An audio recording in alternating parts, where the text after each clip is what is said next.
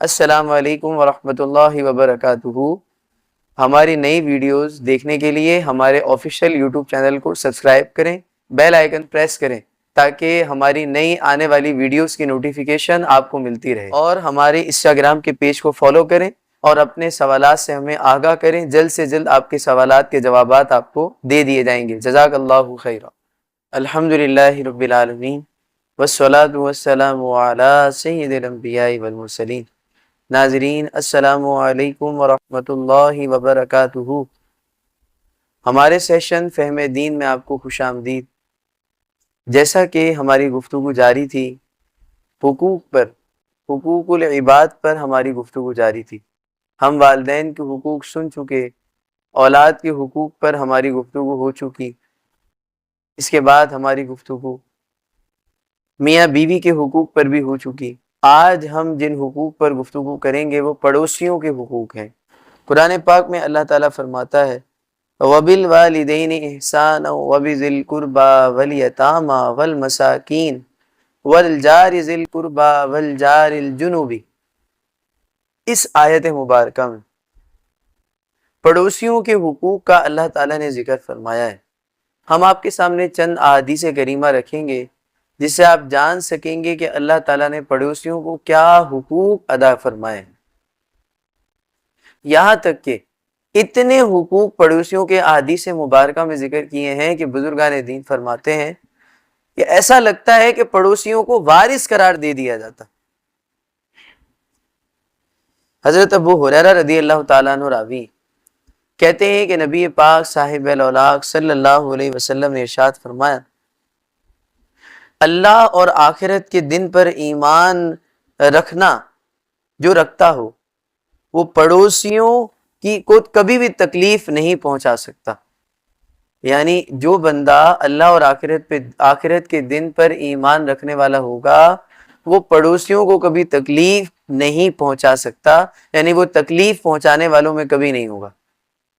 پھر ایک موقع پر حضرت عقبہ بن عامر رضی اللہ تعالیٰ عنہ کہتے ہیں کہ رسول اللہ صلی اللہ علیہ وسلم نے فرمایا قیامت کے دن سب سے پہلے اللہ کی بارگاہ میں جن دو شخصوں کا مقدمہ پیش ہوگا وہ دونوں پڑوسی ہوں۔ ایک اور جگہ المطالب العالیہ کتاب ہے، کتاب الادب، امام بخاری علیہ رحمہ کی کتاب ہے۔ فرماتے ہیں کہ رسول پاک صلی اللہ علیہ وسلم نے فرمایا جو اپنے پڑوسی کا حق تلف کرتا ہے وہ ہم میں سے نہیں ہے۔ کیا فرمایا؟ دیکھیں، جو اپنے پڑوسیوں کا حق تلف کرتا ہے وہ ہم میں سے نہیں ہے۔ حضور فرما رہے ہیں کتنی بڑی بات یہاں پر ہمیں بتائی جا رہی ہے۔ اس کے بعد ہم آخری روایت سنتے ہیں جو کہ بہت طویل روایت ہے اور بہت بڑی بات اس میں بیان کی گئی ہے۔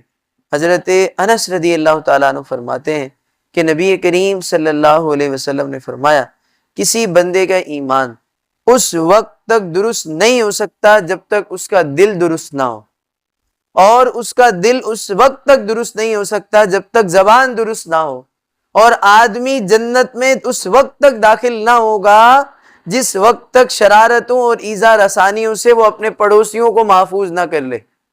یعنی کوئی بندہ اس وقت تک جنت میں داخل نہیں ہو سکتا جب تک اس کے پڑوسی اس کی شرارتوں اور اس کی تکلیفوں سے محفوظ نہ ہو اور بے خوف نہ ہو۔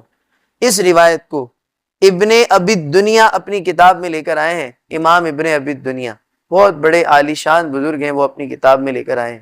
آپ بتائیں یہ حضرت انس کی روایت کہ کوئی بندہ اس وقت تک مومن ہی نہیں ہو سکتا جب تک اس کا دل درست نہ ہو۔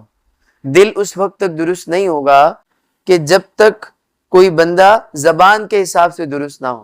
اور مجھے بتائیں زبان ہی تو وہ چیز ہے جس سے ہم لوگوں کو تکلیف دیتے ہیں، زبان ہی تو وہ شے ہے جس سے ہم لوگوں کو تکلیف دیتے ہیں۔ لوگوں کو جو ہے نا ہم سے حفاظت نہیں ہوتی کہ یار یہ کچھ کہہ دے گا تو اس کو میں کچھ بولوں گا، اس نے کچھ کہہ دیا تو مجھے، تو ہم لوگوں کو تکلیف دے رہے ہوتے ہیں لیکن اس کا ہمیں کوئی اندازہ نہیں ہوتا۔